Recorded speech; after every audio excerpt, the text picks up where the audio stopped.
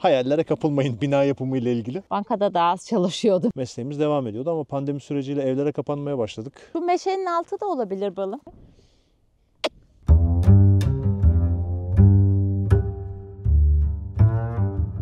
Emekli maaşının ne zaman bağlanacağına baktık. Şimdi Ayşegül Hanım burada hasat yapıyor. Hasat mı diyoruz Ayşegül Hanım? Evet, sevdiklerimle yaşıyorum. Bir de oğlumuz var. Çok iyi hissettik geldikten sonra. 10 kasa kadar topladığımızda götürüyoruz. Günlük defterimiz var. Murat her gün soruyor. Strateji Daire Başkanlığı'nın bugün bize verdiği hedefler nedir? Güzel mi? Harika. Ya senden zaten böyle bir şey bekliyorduk. 26 saat hiç eve gitmeden bu bahçede çalıştığım 2 hasada da bitiririz gibi. Bitiririz Zeytinimiz bitmek üzere. Yeni videoya hepiniz hoş geldiniz. Bugün Çanakkale Ezine Karadağ köyündeyiz. Tersine göç etmiş güzel bir çiftin evine misafir olacağız. Daha doğrusu bahçesine misafir olacağız. Böyle arkamda zeytin ağaçları var. Zeytin ağaçlarının arasında hasat yapılıyor şu anda. Güzel bir video oluşturacağız size. Göçleriyle ilgili aklıma gelenleri soracağım. Belki sizin de bir göç hikayeniz veya bir göç düşünceniz varsa size de bir örnek olur. Keyifli seyirler dilerim. Abone olarak destek verebilirsiniz. Abonelik ücretsizdir. Şimdi Ayşegül Hanım burada hasat yapıyor. Hasat mı diyoruz Ayşegül Hanım? Evet, Nasıl gidiyor? iyi gidiyor. Biraz uzun sürüyor ama güzel, keyifli. Zeytin toplandıktan sonra da ağaçlar toplanmamış gibi. Yani hiçbir hasar olmuyor ağaçlarda. O yüzden de çok güzel. Merhaba, ben Ayşegül. Eşimle beraber 2020 20 Aralık. Evet, 2020 Aralık'ta Eskişehir'den Ezine'ye taşındık. Daha önce kısa bir araştırma sürecimiz oldu burayı bulmakla ilgili. Bulunca da burayı çok beğendik. 10 dönüm kadar yerimiz. Satın aldık. Fakat satın alırken kadastral yola cepheli olduğu yazıyordu ilanda. Kadastral yola cepheli olunca ev yapabiliyorsunuz belli bir metrekareye kadar. Yani 75 olmak üzere 2 katlı 150 metrekareye kadar ev yapabiliyorsunuz kadastral yola cepheli ise. Ve yerin büyüklüğü yanlış hatırlamıyorsam 5 dönüm üzeriydi.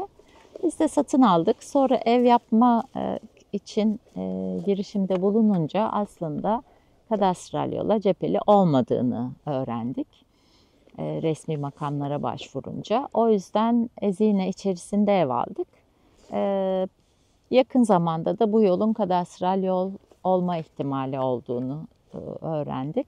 Olunca buraya evimizi yapacağız. Artık bahçemizde yaşayacağız. Ama genelde her sabah geliyoruz. Günümüzün büyük bir bölümü burada geçiyor.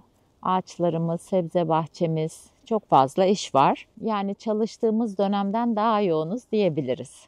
Kadastral yol konusuyla ilgili olarak şunu söyleyeyim. İlana, emlakçıya söylenene aldanmayın. Çok da itimat etmeyin. Eğer vaktiniz ve imkanınız müsaitse resmi kurumdan teyitleşmeden hayallere kapılmayın bina yapımı ile ilgili. Geldikten sonra biraz meyve ağaçları eklemeye çalıştık biz buradaki habitata.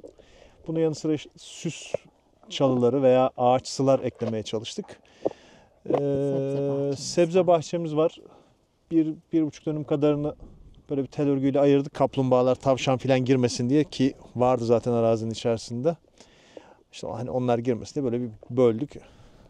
Belki ileride tavuk filan beslersek tavukları da sebze bahçesine sokmamak niyetiyle de aslında biraz öyle bir hamle yaptık. Sebze yetiştiriyoruz kendimize kadar. Meyve yetiştiriyoruz kendimize kadar. Kendine yeten bir hane olmak yolunda çabalıyoruz. Göç etme kararını akşamdan sabaha bir seferde almadık. Bir sürece yayıldı haliyle. Yani belki bir kısmı için anlık kararlar olabilir ama bizim için çok öyle olmadı. Çünkü devam eden işlerimiz vardı. Mesleğimiz devam ediyordu ama pandemi süreciyle evlere kapanmaya başladık. Sosyal ortamdan uzaklaşmak zorunda kaldık. Arkadaşlarımızdan uzaklaşmak zorunda kaldık. Böyle olunca herhalde bir içe kapanıklık olmaya başlıyor. Bu da daha büyük bir açılımla kendini çözüyor zannediyorum. O problemi öyle aşıyor herhalde psikoloji veya bünye. Sizler gibi yayıncıların videolarını izledik. Biraz motive olduk. Biz de araştırdık ve ondan sonra işte burayı bulup öyle geldik diyebilirim. Kabaca ama tabii işten ayrılışlar olur mu olmaz mılar filan. Tabii ki bunlar da biraz süreç aldı. Yani kafa biraz yoruldu onlarda. Ama neticede işte birikimlerimize baktık. Emekli maaşının ne zaman bağlanacağına baktık. Olur herhalde dedik ve çıktık geldik. Ben de eskiden beri benim hayalim de aslında kendi arazimde yaşayıp kendi gıdamı yetiştirmek, kendine yetebilir olmak, kendime artı doğaya fayda sağlamak, doğa dostu tarım yapmak. O zaman tabii Murat'la henüz tanışmamıştık. Çok yer dolaştım ama biraz daha zaman vermiştim doğrusu. Birkaç yıl daha bekleyecektim ama sonra işte Murat'la tanıştık. Aynı kafada olduğunu öğrendim. İkimiz de dağcıyız. Beraber bolca dağlara gittik. Doğayı ne kadar sevdiğimize, hani doğada yaşayınca, doğada bulununca ne kadar mutlu olduğumuza baktık. Ben şahsen kendi kararımı erkene aldım. Bir bankada şube yöneticisiydim. Emekliliği beklemedim doğrusu. Ayrıldık, buralara geldik ve geldiğimizden beri de hiç pişman olmadık. Hiç. Mutluyuz. Hiç, Zorlukları bir an bile. var. Evet, yani çok mutluyuz. Bir İyi an ki bile. gelmişiz diyoruz. Çok zorlukları var tabii. Ben bunu çok söylüyorum ama gülerek, yani espri olsun diye. Bankada daha az çalışıyordum gerçekten. Burada daha fazla çalışıyorum. Bir dakika boş vaktim yok diye. Ama memnunum yani. Çok memnunum. Hiç şikayetim yok. Beni sabah gün doğumunda bahçeye bırakın. Gün içinde de bir çay verin, bir yemek, su, bir şey verin. Onun dışında hiç şey yapmam yani, mola bile vermeden çalışırım. O kadar seviyorum yani. Evet, göç etmemde beni en çok motive eden faktörlerden birisi birlikte göç edeceğim birinin de olması.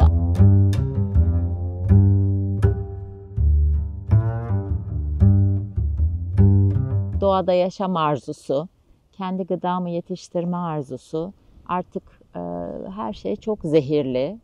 Buraya gelince ne yazık ki, çok üzülerek söylüyorum, köylülerin de aslında ne kadar çok glifosat kullandığı, nasıl zehirli gıdalar yediğimiz fikri de ayrıca hızlandırdı diyebilirim, motive etti diyebilirim. Bir an önce zehirsiz gıdaya kavuşmak istedik. Göç ederken aslında herhangi bir zorlukla karşılaşmadık gibi. Yani çok isteyerek geldik. Gerek mental anlamda gerek maddi anlamda herhangi bir zorluk yaşamadık, aksaklık yaşamadık. Az önce de dediğimiz gibi çok iyi hissettik geldikten sonra. Bize iyi geldi. Zorluk anlamında tabii ki şehir değiştirmiş olmanın zorluğu var, sosyal çevreden uzaklaşmış olmanın zorluğu var ama hepsi tolere edilebilir diye zannediyorum bizim için ve çok majör bir zorlayıcılık olmadı bizim için. Göçe karar verdikten sonra ailelerimiz, ikimizin de öyle oldu sanırım. İkimiz de emekli olmadığımız için hani nasıl geçineceksiniz, sonra pişman olabilir misiniz gibi sorular oldu, endişeler oldu. Onlar endişelendi yani bizim için, bizim bir endişemiz yoktu da. Bunun dışında hani acaba geçinebilir misiniz, ne olur sorun yaşar mısınızın dışında genelde hep süper buldu herkes fikrimizi ve o günden beri de sürekli şaşkınlıkla ve mutlulukla, beğeniyle, hayranlıkla izliyorlar. Takdirlerini sürekli sağ olsunlar eksik etmiyorlar. Bu da bizi mutlu ediyor. Göç kararından sonra yakın çevremizden aldığımız, yani benim çevremden duyduğum tepki genelde şu oldu. Ya senden zaten böyle bir şey bekliyorduk. Sen böyle bir şey yapacaktın ama hani erken mi oldu, geç mi oldu, artık onun kararını sen vermişsindir zaten. Senin istediğin hayatın böyle bir şey olacağını biz zaten biliyorduk. En iyisini yaptın. Biz şehir hayatına devam edeceğiz gibi oldu. Şehir hayatında uzaklaştıktan sonra neticede ilçedeyiz gerçi. Çok hani uzak değiliz. Zaten Çanakkale merkeze de yakınız ama kendi şehrimizden uzaklaşınca tabii bir sosyal çevreden uzaklaşmanın vermiş olduğu yoksunluğu hissediyoruz. Bir de ilçede olunca işte sinema, tiyatro, kitap fuarı, kitap sergisi veya kitapçı gezmek gibi bir imkanımız olmuyor. Ama dediğim gibi Çanakkale yakın. Biraz oradan faydalanmaya çalışıyoruz. Yoksa başka bir güçlüğü benim açımdan yok. Senin açından var mı? Şehirden uzak kalmanın zorluğu sadece sosyal çevremizden, yakın arkadaşlarımızdan biraz uzakta kalmak oldu. Onun dışında herhangi bir zorluk yok. Onlarla da bazen biz gidiyoruz nöbetleşe, eşimle beraber, birimiz çünkü bahçede bakım yapmak zorunda. Bazen de arkadaşlarımız, dostlarımız geliyor bizi ziyarete. Onları biraz çalıştırıyoruz. Böylelikle birbirimizi de görebilmiş oluyoruz. Aslında bir zorluğu yok. Göç kararından sonra kendimi daha huzurlu hissediyorum. Çünkü sevdiğim insanla beraber sevdiğim hayatı yaşıyor olmanın hazzındayım kendi adıma. Daha iyisini bekliyoruz. Göç kararından sonra daha iyi hissediyorum. Çünkü sevdiklerimle yaşıyorum. Bir de oğlumuz var. Temiz hava, temiz gıda. Hesap verme zorunluluğum yok hiç kimseye. Hedeflerim yok. Sadece kendime hesap veriyorum. Kendime hedef koyuyorum. Hedefsiz bir hayat düşünemiyorum. Biraz işkolik bir insan olduğum için. Her durum. Evet, yani yapısal olarak işkolikliğim var yani. Burada da günlük defterimiz var. Murat her gün soruyor Strateji Daire Başkanlığı'nın bugün bize verdiği hedefler nedir diye. Ben söylüyorum şunlar yapılacak. Sabah gelip başlıyoruz yapmaya. Günlük yaşam rutinim şu aslan arkadaşımın beni uyandırmasıyla başlıyor. Her sabah mutlaka o uyandırıyor beni. O uyandırıyor, onunla beraber mutlaka dışarı çıkmamız gerekiyor sabah boşaltımı için. Onda da genellikle bahçeye geliyoruz. Ondan sonra öğlen üzeri bir kahvaltı yapıyoruz. Biraz evde vakit geçiriyoruz. Ev işleri, yapılması gereken işleri elimden geldiğince destek olmaya çalışıyorum. Sonra akşam üzerine doğru ikinci öğünümüz var kendimizin. İkinci öğünden sonra tekrar buraya geliyoruz. Ondan sonra da gün batımı civarında veya gün batımından sonra yani saatten biraz bağımsız ve güneşe bağımlı, güneş saatine yapılacak bağımlı işe. yaşıyoruz. Ondan sonra eve dönüp günü bitiriyoruz. Genelde rutinimiz bu şekilde ama tabii bu ara zeytinlerin hasadı ile ilgili biraz zorlanınca, daha doğrusu bir an önce bitirmeye çabalayınca işte akşam geç saatlere kadar kalabiliyoruz. Veya kendimizi iyi hissedersek sabaha kadar kalabiliyoruz. Ondan sonra ertesi günü dinlenerek geçirmeye çalışıyoruz gibi. Günlük rutinim şöyle, eğer sabah klasik bir günse Murat ve Aşil bahçeye geldilerse ben de fırsat bulursam biraz kitap okurum. Biraz evi toparlarım. Ama eğer ekstrem bir günse sabah erkenden hep beraber bahçeye geliriz. Burada çalışırız. Saat 10.30-11 gibi eve gideriz, kahvaltımızı ederiz. Ve eğer yapılacak iş çok ise bahçede yani planlı işlerimiz varsa çok uzun beklemeden daha erkence yemeğimizi yiyip geliriz. Bazen Murat eve döner. Evde bir annemiz var. Alzheimer hastası. Onunla da ilgilenmemiz gerekiyor. Mesela bu sabah olduğu gibi sabah gün doğumunda zeytin hasadına geldik. Saat 10.30 gibi Murat gitti. Ninemizle beraber kahvaltı ettiler. Sonra işte bana da yiyecek bir şeyler getirdi sağ olsun. Tüm gün burada oldum. Hatta geçen rekorumu kırdım. 26 saat hiç eve gitmeden bu bahçede çalıştığım oldu yani. Bazen öyle oluyor. Şimdi zeytin hasadı zamanı saate bakmıyoruz veyahut dinlenme gibi bir şey ya da Durum. gerek yok yani. Hani Ertesi günlerde dinleniyoruz. Yani gün içerisinde evet. biraz fazla çalışıp Şöyle bir ertesi şey hani günlerde. zeytini bekletmeden hızlıca 200-250 kilo kadar yapıp hemen sıkıma götürüyoruz. götürüyoruz. Soğuk Evet. sıkımı yaptırıyoruz. Sağ olsun fabrikada da bize çok destek oluyorlar. Hiç bekletmeden hemen sıkıp işte tenekelere koydurup oradan alıp şeyimizi geliyoruz. Ondan sonra dinleniyoruz bir gün. Sonra yeni bir hasat derken bu şu andaki 7. hasadımız. Sanıyorum bir veyahut 2 hasada da bitiririz gibi. Gibi Zeytinimiz bitmek üzere. Zeytin yetiştiriciliğini arazi alırken de özellikle zeytin olsun diye bakmamıştık doğrusu. Ama sonradan çok şanslıyız. İyi ki zeytin de varmış arazimizde dedik. Birçok kurs aldım online. Zeytin budaması, sadece zeytinle ilgili değil, bahçe bakımı, kış hazırlıkları, yaz hazırlıkları, işte kompost yapımı, birçok konuda online dersler aldım. Onları uyguluyoruz. Zeytin yetiştiriciliği zor layıkıyla yapmak isterseniz. Budanması, insanlar zeytin hastalanmıyor sanıyor olabilirler ama çok fazla zeytin hastalığı var. Zeytinlerin iyice budanması, aralıklı olması, çok iyi havalanması, rüzgar alması lazım. Zeytin güvesi var, işte efendim yok filiz tırtılı var, antraknozu var, halkalı lekesi var, dal kanseri var. Yani envai çeşit hastalığı var. Biz bir de hiçbir zehir kullanmadığımız için sadece kendi yaptığımız kompostu gübre olarak kullanıyoruz. Su hasadı için taç bölgesine leonardet uyguluyoruz. İşte organik balık gübresi uyguluyoruz veyahut sonbaharda kışa hazırlık için yosun gübresi, ilkbaharda da balık gübresi. Onun dışında sulamaya çalışıyoruz. sulanması, budanması, bakımı her bir zeytininize direkt gidip ziyaret edip gerekirse konuşup biz bunu uyguluyoruz çünkü. O şekilde bakmanız gerekiyor. Zeytinli zaten ağaç çok güzel, muhteşem bir ağaç. Çok uzun ömürlü bir ağaç. Bizim de yaşlı ağaçlarımız var. Kim bilir neler görüp yaşadılar. O çok hoşuma gidiyor. Zeytin tanelerini çok seviyorum toplarken. Yani zeytinle ilgili her şeyi çok seviyorum ama zor. Tarım yaparken öğrendiğim en önemli şey sabır ve özveri, emek gerekiyor. Tabii bu biraz da bizim tercihimiz aslında. Makineyle tarımı çok tasvip etmiyoruz diyebilirim. En azından bizim tarzımızda. Mutlaka eleştiri gelecektir altına, ya makinasız tarım mı olur şöyle. Herkesin kendi tercihi. Biz cihaz kullanmıyoruz, makine kullanmıyoruz. Mümkün olduğunca emeğe dayalı Sürdürmüyoruz bahçemizi. çalışmaya çaba gösteriyoruz. Tabii toprağın sürülmesine de aslında Zeytinlik de dahil sürdürmüyoruz. Evet, sürdürmüyoruz. karşıyız. Yani karşı olma tarafımız var. Bu toprağın iyileştirilmesi konusunda hububatla uğraşanlar da biraz toprak ıslahı, mera ıslahı gibi konulara bakarlarsa onlar da aslında sürmelerinin çok büyük bir faydası olmadığını görecekler ama biraz anlatmak zor. Çünkü çok yerleşmiş kalıplar var.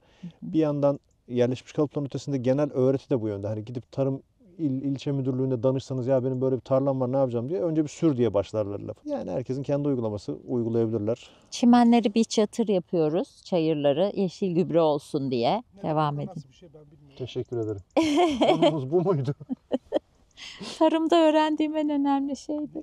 Yani Nereden nereye diyelim geldik konuya? ilkbaharda çimen şöyle oldu. Biçip almıyoruz. Biçip olduğu yere yatırıyoruz. Çürüyor ve yeşil gübre oluyor. Yeşil gübre deniyor ona.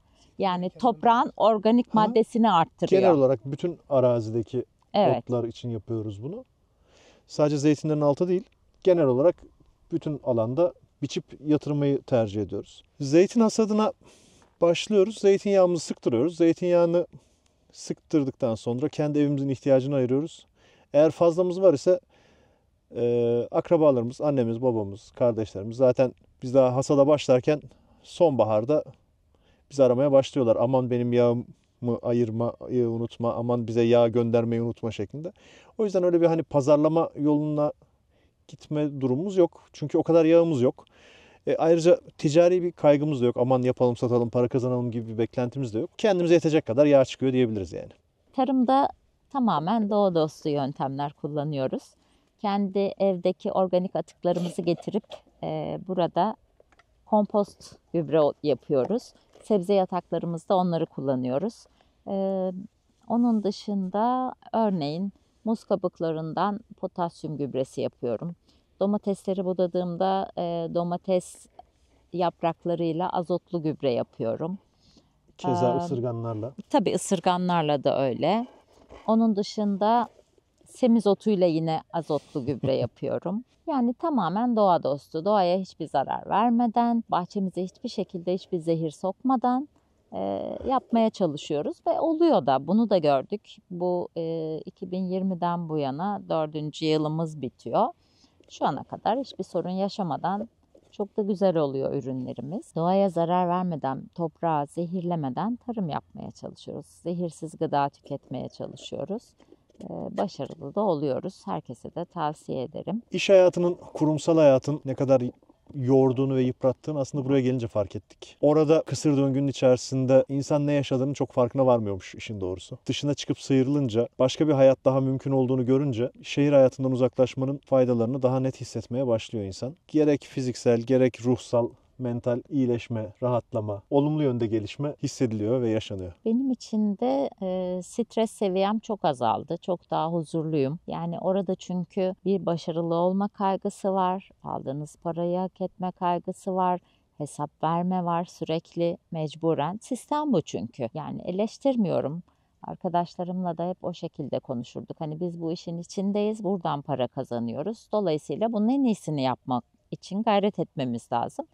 O en iyisini yapmaya gayret ederken de insan gerçekten çok yıpranıyor. O yıpranmışlıktan kurtuldum. Burada bedenen yoruluyorum ama ruhen harikayım. Yani her sabah ne güzel bir gün diye uyanıyorum ve gerçekten çok mutlu ve huzurlu olduğumu, keyifli olduğumu hissediyorum. Bundan daha iyisi de yok. Toprak ve arazi, arsa artık o neyse, zeytinlik, meyvelik, bağ her neyse alıp da yani bir toprak alıp da göç etmeyi planlayanlar, düşünenler varsa ve içerisine konut yapmayı, olmayan bir konuttan tabii hareketle söylüyorum. Konut yaparız biz buraya hayaliyle yanıp kavrulanlar mutlaka vardır. Doğru kaynaklardan bilgi alsınlar öncelikle. Hangi araziye, yani hangi toprak yapısı, toprak tipi mi artık neyse, o tapu tipi diyeyim. Hangisinde hangi koşullarda bina yapılabilir? Almayı planladıkları tapu bu koşulları karşılayıp karşılamadığı gibi doğru kaynaklardan, resmi kaynaklardan bilgi almalarını ben tavsiye ederim. Emlakçının söylediğiyle, aracının söylediğiyle, satıcının söylediğiyle hareket etmeyin. Tiny house konur, bungalov yapılır, işte yok siz buraya bir konteyner koyun, yaşar gidersiniz burada. Bunlara çok itibar etmeyin çünkü bungalovun da, tiny house'un veya işte konteyner koyun dursunun, bunların bir resmi karşılığı yok. Gelip sökerler, yıkarlar. Resmi olarak da yani kanun karşısında herhangi bir hak iddia edemezsiniz. Bir tiny house'u biraz işin dışında tutuyorum. Yani tekerleklidir, çeker götürürsünüz filan ama yani tarım arazisinde tarım yapılması esastır. O yüzden doğru kaynaktan doğru bilgi almadan asla ne hayale kapılın ne de bir yatırım yapın. Göç etmek isteyenlere de çok tavsiye ediyorum. Biraz emek yoğun ama huzur var, mutluluk var. Çok da göz korkmaya gerek yok yani. Gözünüz çok korkmasın. Her şekilde yapılabiliyor. Bizim geçmişimizde sonuçta tarım yaparak yaşamış değiliz. Kurumsal hayattan geliyoruz ama alışmak kolay, öğrenmek kolay ve bir sürü kaynak var. Kaynakları inceleyip öğrenebilirler. Örneğin ben hayatımda yani fotoğraf dışında zeytin ağacı görmemiştim diyebilirim yani ama şimdi bir sürü zeytinlerimiz var. Nasıl bakacağımızı ilk önce şunu yaptık mesela. Örneğin budamayı bilmiyorsak budamayalım, zarar vermeyelim diye düşündük. Hiçbir şey yapmayalım. Eğer yanlış bir şey yapmaktansa bir şey yapmamak daha iyi diye düşündük ve budamadık. Sonra işte budamayı öğrenince kendi ağaçlarımızı kendimiz budamaya başladık. Çünkü etraftaki ağaçları gördük. Hani nasıl mahvedildiğini. O yüzden hani yapabilir insan her şeyi. İnsan istedikten sonra her şey yapabilir. O kurumsal hayatta çalışıp o hedefleri yetiştirip o koştur koştur gidip gelip çalışmayı yapabildikten sonra bunlar da yapılır. Burada bir de ekstradan huzur var. Yani tavsiye ediyorum herkese. Tavsiye ediyoruz ama tabii insanların korkularını, çekincelerini de haksız diyemeyiz. Yani geleceğiz ama işte burada zaten kurulu bir düzenimiz var. Orada ne yapacağız, ne edeceğiz? Gerçekten zor konular. Fayda maliyete bakmak lazım. Yani tamam işi bırakacaksın ama belki burada sağlığına kavuşacaksın. Burada başka bir işle uğraşabileceksin. Şunu çok rahatlıkla söyleyebilirim. Kendi işinin sahibi olup da evden çalışanlar, ofis dışı çalışanlar, freelancer çalışanlar eğer imkanları varsa gelsinler, yerleşsinler, gitsinler, yerleşsinler veya illa burası gibi tuhaf bir cümle oldu ama şanslarını deneyebilirler. En azından kendilerini mesleki anlamda da şehre bağlayan herhangi bir şey yoksa daha rahat hareket edebilirler. Korkacak bir şey de yok. Gerçekten istiyorlarsa yapabilirler. Benim genelde röportajımızda söylediğim doğaya çöp atmayın. Çünkü ben geldikten sonra sırf bu araziden biz sanıyorum 10 tane jumbo boya yakın çöp topladık. Tabii kaldı ki öncesinde de zeytinlik olarak kullanılan bir yer yani. Evet. Bizden önce de. Ve o haldeyken o kadar çöp atılmış. Birkaç ayda bir de arazimizin baktığı yola cepheli arazimizin bir kısmı. O yolu sürekli çöplerini temizliyorum. Doğaya saygılı bir yaşam, gelecek olan varsa da lütfen doğaya saygılı bir yaşamı benimsesin. Bizi izlediğiniz için teşekkür ederiz.